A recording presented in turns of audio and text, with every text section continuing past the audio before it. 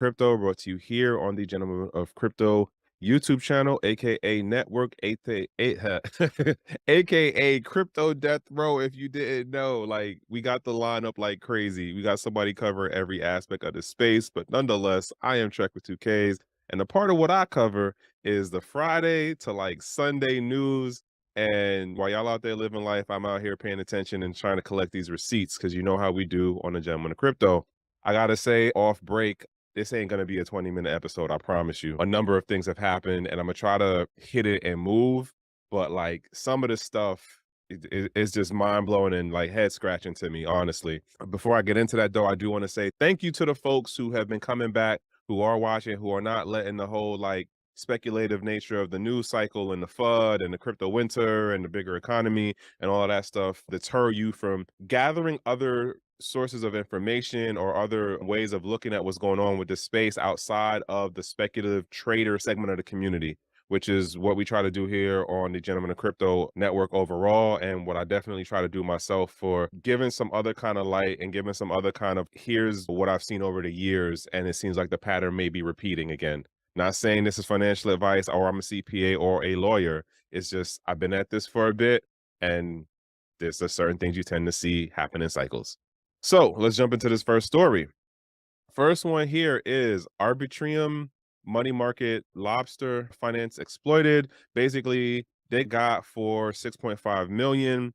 And I'm gonna jump into this part right here. Protocol was exploited and deposits have been drained.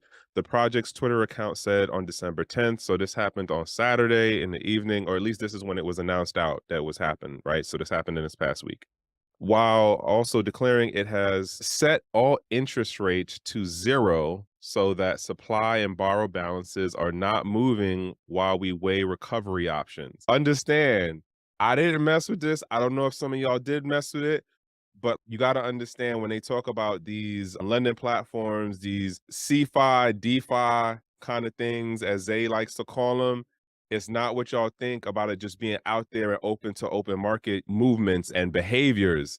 This is an artificial thing. There was a control mechanism. That's what they did, drop the interest rates. Nonetheless, I'm gonna jump into this last part. Other holders of the POV which I don't even understand, but whatever, were able to use the exploiter's actions to their advantage by cashing out. So basically what happened was, let me tell y'all, the hacker or the exploiter artificially increased the price on this, like, nobody paying attention to low cap, whatever BS coin. And then they were able to cash out in another thing, which was the GLP itself or something like that. And folks who were paying attention and had certain markers on their accounts, they probably got notified when this was happening, or they were looking live at the charts when it was going on, and it was like, oh, something's going on, let me take advantage of them. Again, are we talking about true free open market? If you as the platform, if you are slipping and the end user sees the opportunity, are we mad at them? Are we still sticking to like the whole ethos of not your keys, not your crypto, but more so crypto as a transaction is a final one-way thing. I got the transaction to go this way to me. I exited out of the position on that particular thing. I made out. Like, that's on y'all for not having better security, or is it like that's on y'all for not doing better? I don't know. Is this a good thing or a bad thing? At the end of the day, though, like if you exit the platform and be like, all right, I ain't using it no more, what are they gonna do? I don't even know where this company is based at. But this happened over the weekend. I don't know if some of y'all are involved in that, but pay attention. Now, this other joint, all right, there's a reason I brought this up. So far, I haven't seen it stated as fact, but this story is moving its way around through the media circles. So here it goes. Argo Blockchain may have accidentally revealed plans for bankruptcy. Crypto mining company Argo Blockchain may be filing for bankruptcy according to an accidental announcement. So here's what happened. This dude right here named Will Foxley, he ends up posting on Twitter this thing here, which is some document that got sent out apparently accidentally. And he happened to be one of the people who somehow had access to it. He's a podcast host guy. This isn't some like rando no-name guy. Like, he has a sizable following on Twitter. Some noticeable people do follow him, So him dropping this and then it's starting to be like, hey, if there's smoke over there, there might be fire. Yeah, that's how this is playing out.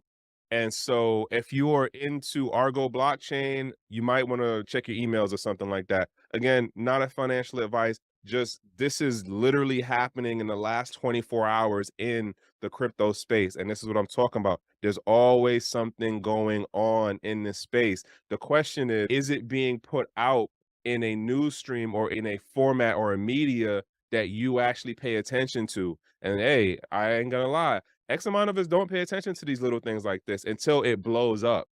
And that's when it's, oh, wow, I can't believe it. Yeah, this is something to note. Let me just run through this one highlight here. Argo, a crypto mining company, has reportedly accidentally revealed the petition for bankruptcy. The news was reported by Will Foxley, the content director at Campus Mining, who shared a screenshot of a special announcement from Argo Blockchain, which was dated for December 12th, which means it's supposed to go out tomorrow. It's supposed to come out Monday. Okay, because today is the 11th when I record this. Monday is when y'all see this. This was supposed to go out to the public then. I don't understand how your man got it, but you can see the thing here. Link for this will be in the description. So if you want to go rabbit hole deep diving on it, you can definitely follow this dude and be abreast of what's going on more with this situation. But even when I was looking at his account, he hasn't really said much more about it. So I don't know what's going on, but I know it is popping up in other news circles. Like I said, I'm gonna try to hit and run and not dilly-dally too long on certain things. This I just happen to bring up because it goes into this whole EU regulatory space and how the EU is looking to regulate Europe. So basically, they're trying to do the same thing that we've done over here in the States and say, hey, we're going to make it more harder for you to use, for you to move smaller amounts of fiat as well as smaller amounts of crypto in equal to fiat. And so basic idea, European Union limits cash purchases and increases scrutiny on crypto transactions. Again, we talked about what the World Economic Forum put out. We talked about what the OFAC report said back last year. We talked about what the IMF and them said back last year, folks. Like, it isn't some new crazy, they just made it up last minute game plan.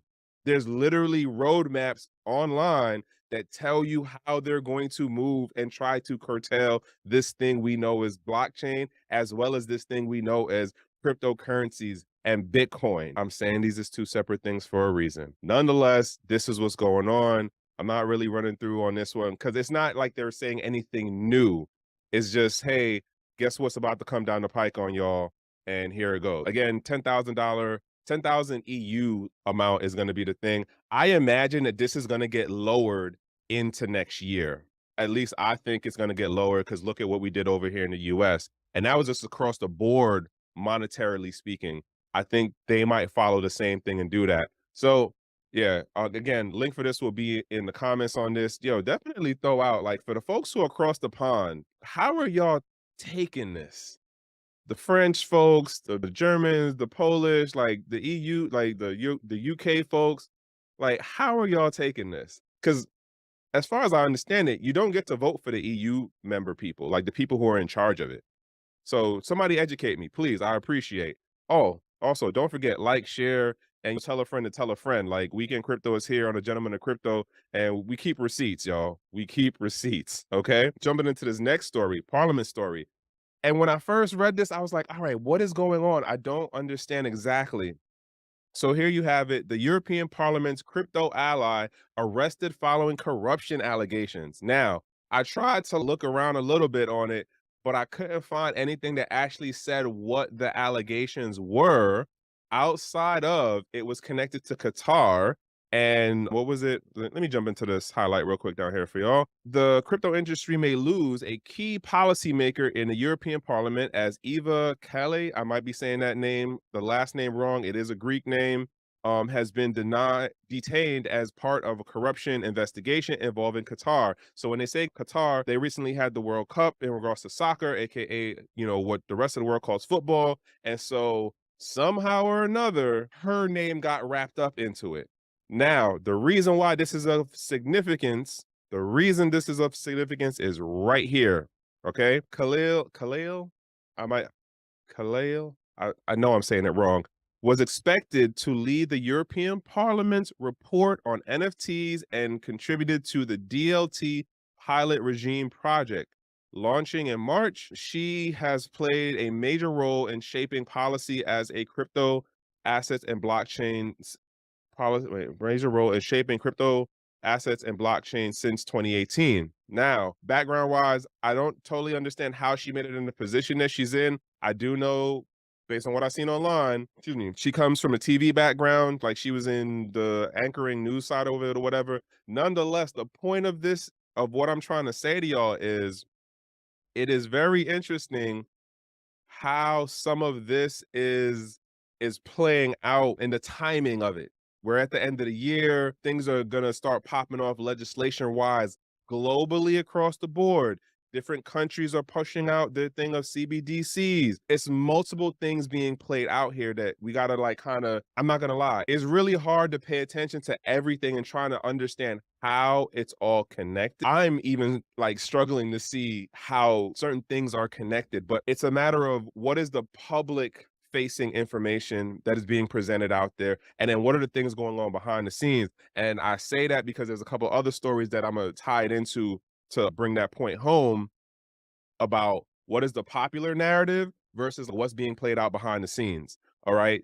I don't know what this is going to mean in the next couple of months. For all I know, she could be like another Cynthia Loomis where they promote her as the friend of blockchain and crypto, but in the background, she's really making legislation that is going to curtail people's economic sovereignty, curtail people's financial freedom, even though she's being presented this way in public.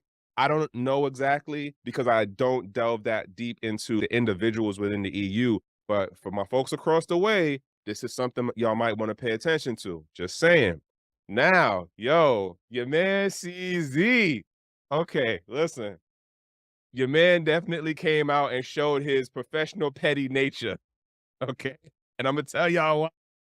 So this happened over the weekend. CZ I'm sorry. CZ addresses concerns over investigation into abnormal price movements on Binance. I also want to throw this into how this connects with the first story that I opened out in that what the hacker or the exploiter did, the bad actor, right?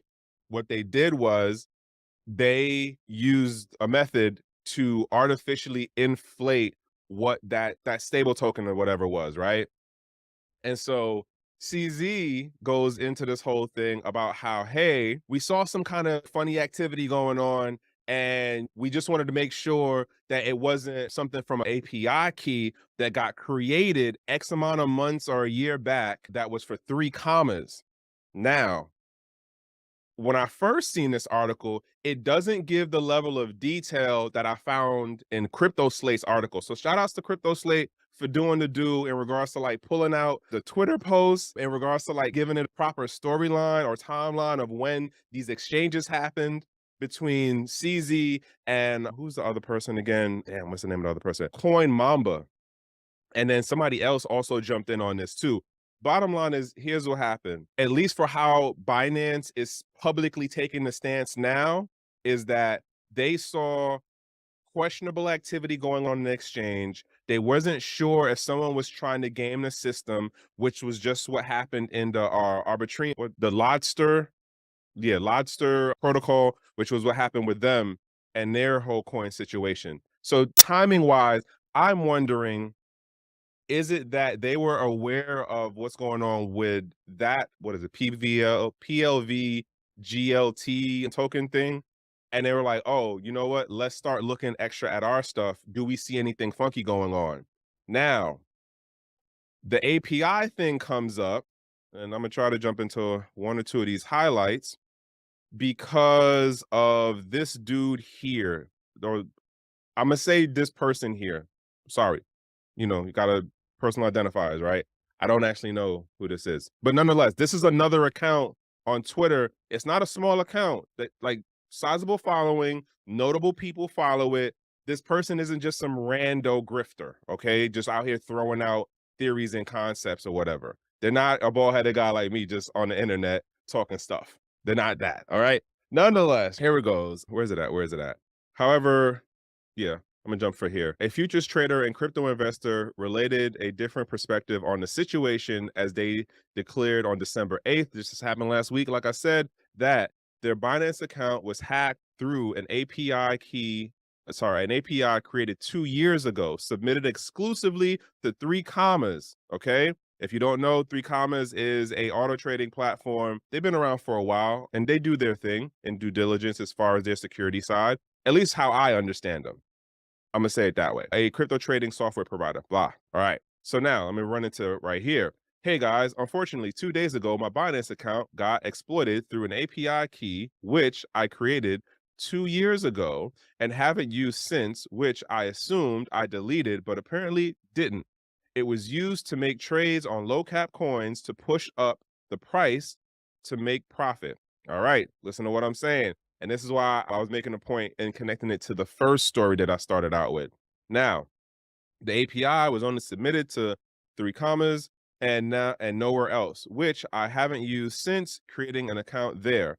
If you have already similarly submitted your API there, you should immediately delete them from your Binance account. Now, I'm not giving you financial advice. I'm just saying you might want to review some of your security practices and where you have connected things together. Okay. Not financial advice, but just security is definitely an important thing when it comes to you connecting these different platforms together and how you're doing it. APIs are known to be an attack vector, just saying. So CZ comes through, he has his rebuttal for whatever with Coin Mamba, and it basically boils down to this. The professional pettiness came out. Where's it at? Where's it at? Where here? What is it? Following the Twitter debate between Koimamba and CZ to its conclusion, a deleted comment by CZ revealed retaliatory comments suggesting the offboarding of both 3Commas and Mamba's Binance account. So I'm gonna read this for y'all. Now, you can't find this tweet now because apparently he deleted it. So on top of 3Commas, I'm actually thinking of putting Koimamba's account in offboarding, which means you can only do withdrawals. We don't want to serve people who are unreasonable. Just more problems down the road. It's a two-way street. Might get a lot of flack for this. And apparently, when we get down here, it turns out they did close the account out and only made it a one-way for him to be able to exit and then not use the account anymore. Professional pettiness, folks. Professional pettiness. It is a thing in this space. At the end of the day, CZ is the head guy behind the company. He can do this. Is this community policing? How about that? Was the dude Coin Mamba wrong for saying this? Is CZ wrong for closing out the account the way he did? I don't know. Y'all can definitely dig in on the story because the link for this will be in the description. And I imagine more stuff is gonna come out between tonight and the rest of the week. Cause this might not just get dropped okie dokie, one simple thing. I don't think so. Especially if this person had a sizable amount of money on Binance.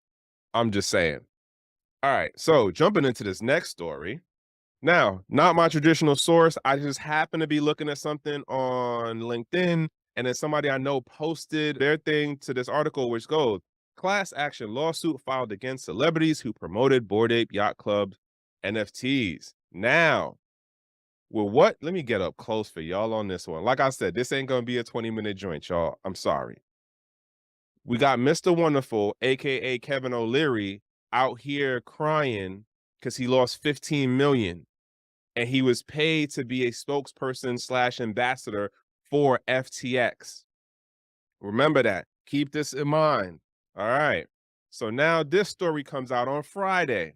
A class action filed Thursday alleges that Madonna, Jimmy Fallon, Paris Hilton, and among other celebrities whom promoted Bored Ape Yacht Club NFTs were compensated for those promotions and did not disclose such deals. Remember what I said about Mr. Wonderful. In the complaint filed to the Federal Central District Court of California, plaintiffs Adonis Real and Adam Techer, I might be saying that wrong, said they purchased NFTs made by Yaga Labs, the parent company of Bored Ape Yacht Clubs, among other NFT collections, after seeing the endorsement of influential celebrities who they claim were part of the vast scheme to inflate the value of NFTs. Now, let me just throw some things in here. One, damn near every industry has a segment that works on celebrity status to market products and services. There is no difference here in the crypto space, right? So when you see a DJ Khaled, when you see Snoop Dogg, and I've been saying this for how long? Snoop was not the genius. It was the marketing team behind him. It was a licensing deal from day one. The same thing with Eminem. The same thing with Khaled. The same thing with what's his name? Mayweather. It was all money licensing deals. Some people were probably better than others at it for actually writing out contracts. Now let's go back to Mr. Wonderful. Mr. Wonderful was recently on one of these mainstream news platforms talking about how he lost the 15 million in investing, or no, sorry, the 15 million he got from FTX to be the spokesperson. Depending on who you're listening to and you follow, he was public about it early on. I'm still wondering if that will clear him from not getting sued for taking the money. We now understand the situation of FTX. Will he still have the same saving grace of I followed the law? Because there are laws that say, hey, if you are taking compensation from a company or a entity, there has to be some acknowledgement of it. You just can't take it and then not say nothing and then be out here selling this stuff like it's the greatest thing since sliced bread. Your man is doubling down on FTX right now, publicly, still, after everything is coming out. Yo, there's another article that I don't want to put it in this because it's a really long and dense article, but again, there's the public narrative, the popular story that's being presented to everyone, and then there's the stuff that's going on in the background. This recent article that I came across about FTX and this bank, I forgot the name, Farmington Bank or something like that. FTX somehow, well, Alameda is somehow connected to to that bank. And then there's a whole thing about how much money was moving around, like millions, double-digit millions. My point is that this situation right here on how Yaga Labs is getting sued, as well as these particular celebrities and a couple of other people are going to get caught up in this too. I'm not a lawyer, but I imagine X amount of these folks are just going to have to pay a fine and then go about their business. And then in another 2 or 3 years, they're going to be doing the same thing right back again, especially when the bull market come back in. No one's going to care about this. The deals are going to be more structured for the marketing and branding. There will be more solid contracts in place that will be public. I think that's part of what's going to come out of this. Folks are going to have to be more public about their contract deal to be the spokesperson, PR people, and like how much money did you get up front? And as we all understand right now, your boy Sam was throwing the money every which way. It was like, yo, you know what I just thought of? Y'all remember the Oprah joint where she was giving out the cars and then she'd be like, you can get one, you can get one, you can get. That's Sam right there. You can get it. You can get it. And then just throwing out the mill. He making it rain. Yo, your boy was making it rain for folks on a whole different level. And I ain't gonna lie. It was a smart ass tactic. Like allegedly, and my idea process is if you got this much money and you leverage it out the right way to 10x what you started with, and then you spread it across in different sectors, media, the legislative side, financial related businesses, and just spread it out every which way. Because look what happened. The dude from the block, the crypto news platform, the CEO just had to step down because he was taking money from Sam, and then he went and bought some place out in Bahamas. Yo, I'm gonna jump on this last thing and make this last point and then move on. I told y'all this wasn't gonna be a 20-minute bit. Why is no one digging into whether they were applying for dual citizenship in the Bahamas? Because it only costs I'm gonna say this real close for y'all. It only costs $250K to do citizenship by investment in the island. The dude from the block, the CEO, his apartment or condo place was like 6 something million. It's only 250,000. Sam's parents, their joint was in a couple millions too. The joint Sam got, that joint was in a couple millions too. It's only 250K. All right, let me say it this way. 10 for a hat.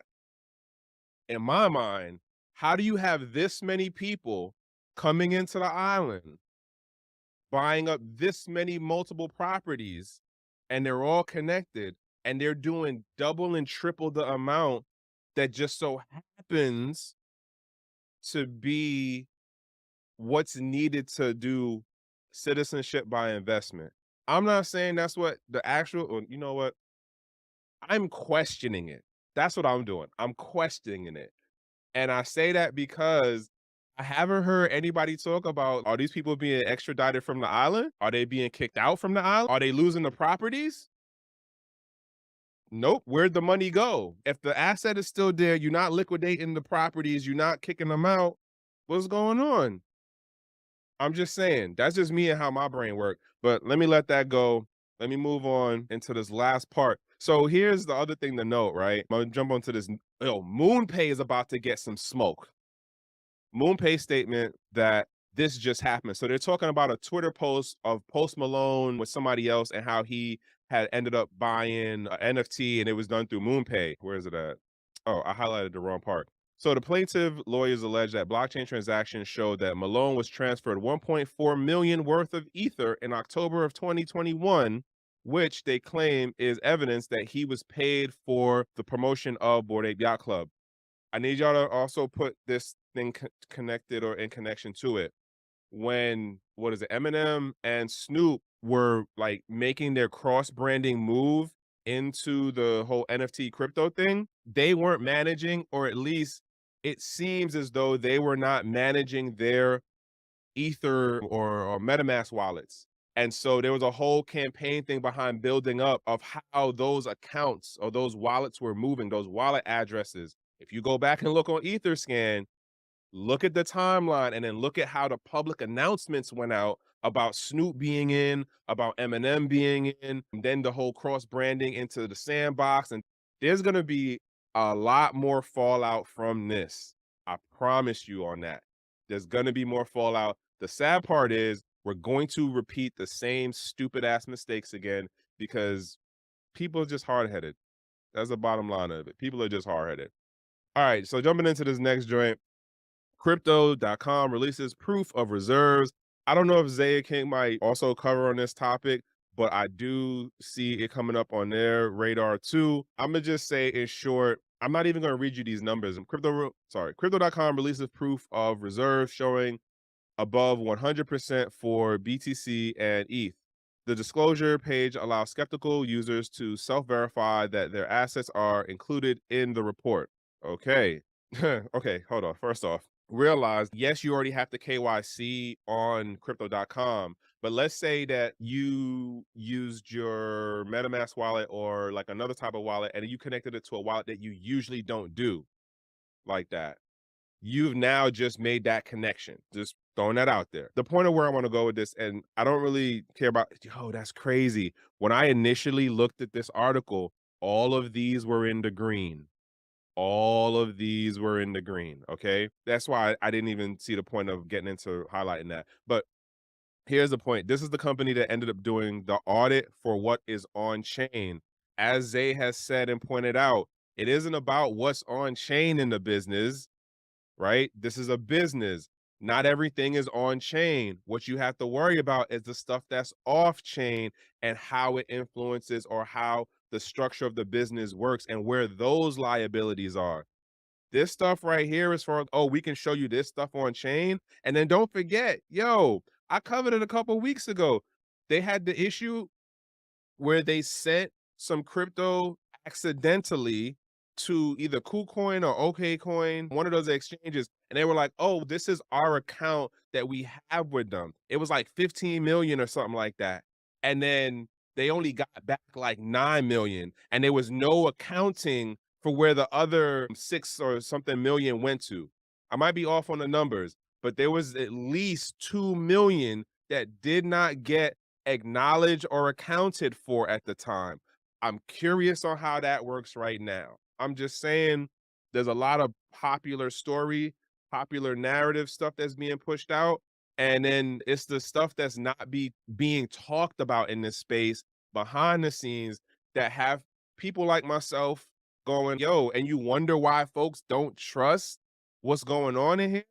Because y'all are being half-ass intrusive and disingenuous on stuff. Proof of reserve only shows you what is on chain, but it's not telling you about the other side of the business. Same thing with Binance. Binance did the same thing too, where they were like, oh, we're showing you what's on chain. We're showing you we have proof of this, but it's totally separate from the corporate side of the business. They're not putting that out there. I'm not even going to get into the rest of these highlights on this because the bottom line is it's something that they're doing to build back confidence in the industry. I stole this hashtag from Ken Sturgeon, and it's called the hashtag the trustless decade. This is going to be a whole growing pain process of where trust in people, trust in entities, trust in governments, trust in companies, trust in brands, trust in ourselves is going to be a really big issue because there's going to be people who are just basically looking to screw it up.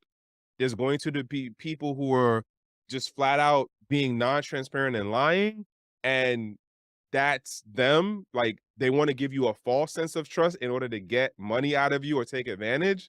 That's X amount of the business right here. We got to present and we got to encourage a trusting sentiment. We got to quell the markets. Why? Because when people stop trusting stuff, funny things can happen. That's all I'm going to say on that one. All right.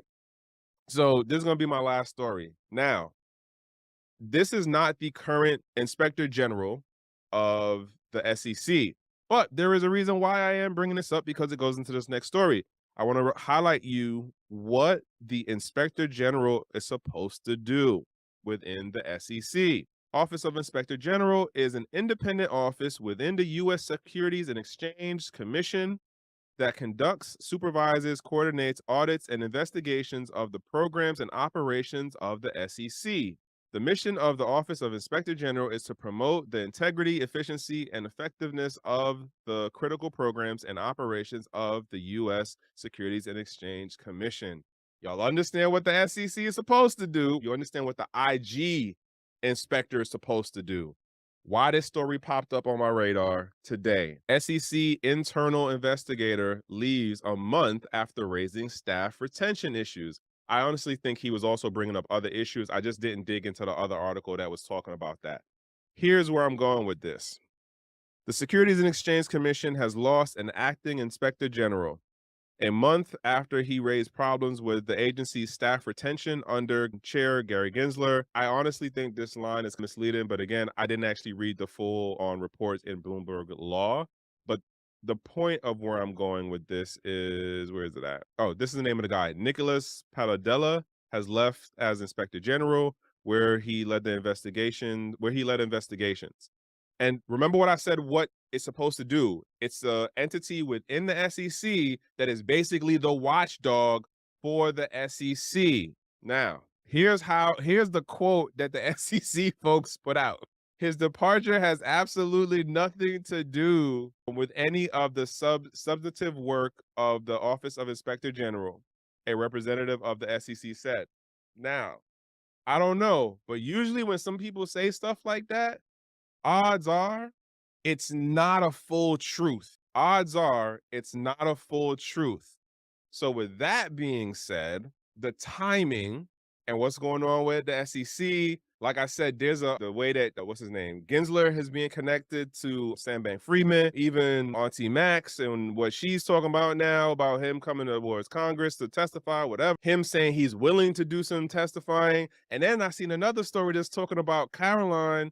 She has an ex-SEC lawyer. Yo, it's gonna be a hell of a first quarter in 2023. I'm gonna leave it there. I got excited on some stuff. I got definitely on some tangents. I apologize, but I told y'all in the beginning it wasn't going to be a 20-minute thing. I want to say thank y'all for following it through to the end. It's a lot of stuff that's going on in this space right now.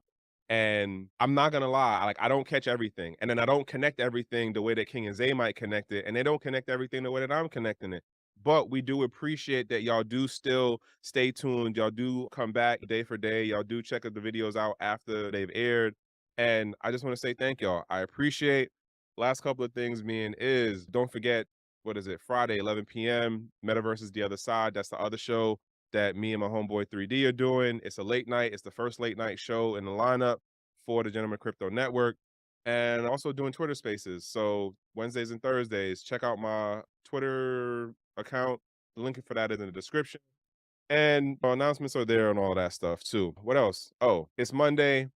And I hope that you can at least have a productive over busy day. And if not that, at least be in a safe space with good company. Other than that, I'm Trekkw2ks. This is Weekend Crypto. I apologize for the more than probably 30 at this point. But yeah, I hope y'all have a good one. One.